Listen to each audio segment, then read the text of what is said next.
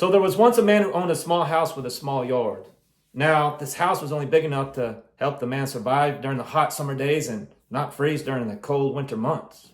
Now, even though the house was small, the man gave thanks. And in this thanks, he took care of every bit of the home as much as he could. He had the best yard on the block.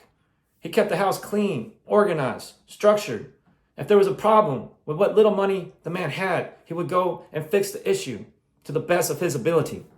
For this man understood that he had dominion.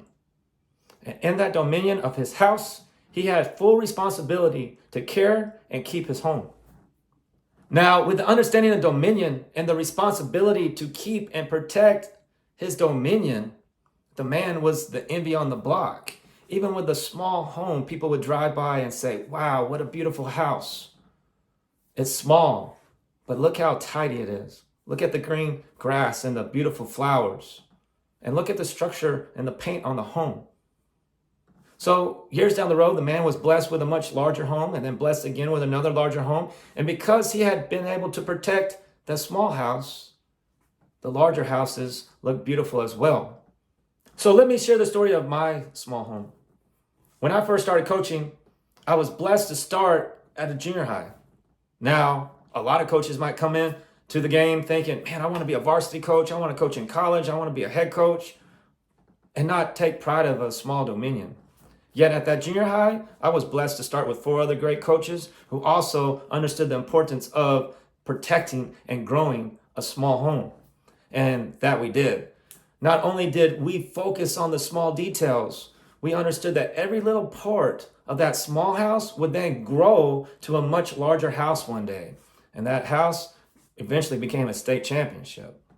Man, I remember it was me, Coach Jolly, Coach Adams, Coach Pinchback, Coach Thomas, and we took so much pride in that small home. I still remember the smell walking into the locker room and the new helmets and putting every piece by piece. We're there before school started, on our own, not getting paid, and we're putting every little piece to a helmet together. We're taking the jerseys and we're putting them together. We're racking them up. We're cleaning them. We're keeping everything spotless. We're taking care of our dominion.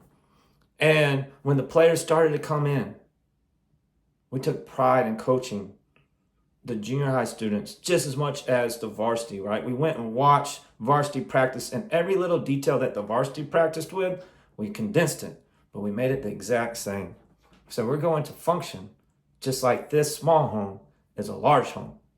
Now, for those of you that heard my personal journey to becoming a coach, you'll remember that McAllen Middle School was a brand new school when I began with those 4 great coaches. And so not every athlete came out for 7th grade football. New school, new adjustment. Not everyone's certain that they want to play football. But by us nurturing and focusing and protecting and growing the dominion that we had been blessed with to keep, man, that next year, I remember, it feels like, I may have these numbers wrong, but it feels like almost every 8th grade student came out for football that year. I mean, I think there was like 3 that maybe didn't come out.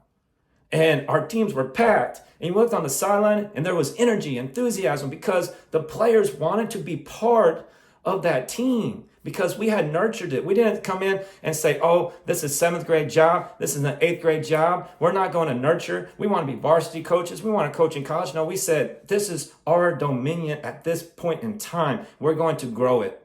And grow it we did. So how did we grow a small home? Because we took care of it like a mansion. You know, a lot of people might say, well, I'll take care of my car once I drive a Mercedes. Or I'll take care of my house once I have a mansion. But right now, I just have a little car, doesn't run well, so it's dirty, it's messy. I don't take it to the car wash. But once I get that Mercedes, oh yeah, I'll take care of that car every single day. I'll treasure it. Guess what? You have to treasure the small in order to be able to treasure the large. Because what you do to take care of the small home will be an exact replica of how you care and keep for the large house. It just won't be reflected right away. It might take some time, but in time, the true reflection of how you care and keep your dominion when it's small will reflect when that dominion is much larger. And believe me, you'll never know when that mansion and those blessings are going to be dropped upon you. Because I still remember to this day when Coach Claude Mathis walked up to me and said, next year, you're going to be coaching varsity receivers. But this spring, you're going to be coaching varsity quarterbacks. And not only that, our whole season rides upon you. He was motivating me in all the right ways, right? He's putting that pressure on. I love working for great leaders, great leadership. What a blessing to be mentored by him, right? Yet he put the pressure on me. But because at McCowan, we were treating that small home like a mansion, we were ready. I was ready. Yeah, pressure's on, but let's go. Let's do this. I got this.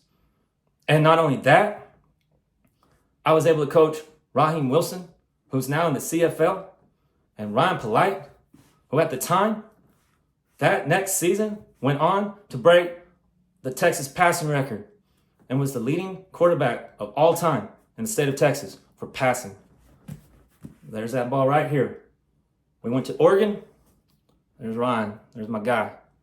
We went to Oregon. First 7-on-7 Nike tournament. Dominated. Ryan lit it up, right? We only lost to one team. That team was quarterbacked by Teddy Bridgewater. Now, Ryan's talent was there. He's an amazing player. He would have been great with or without me coaching him that spring. But what I'm saying is that when that mansion, because Ryan was mansion, and when that mansion dropped, I was ready, prepared to coach a great player because I was coaching great players, but at a smaller level. But we were treating that small home like a mansion. And what a blessing that was. So whatever you're doing right now, large or small, to the smallest of details, make sure you're treating them like mansions. Because one day, that large house, those large blessings are going to be dropped upon you. Thanks again for listening to our story today. It's always a blessing to have you tune in. And if you're looking to take the teams you coach to that next level, be sure to go to C1CoachingAcademy.com and then subscribe to our YouTube channel, C1 Coaching Academy, where we're on a mission to help coaches all over the world strive for greatness. Thanks again, and God bless.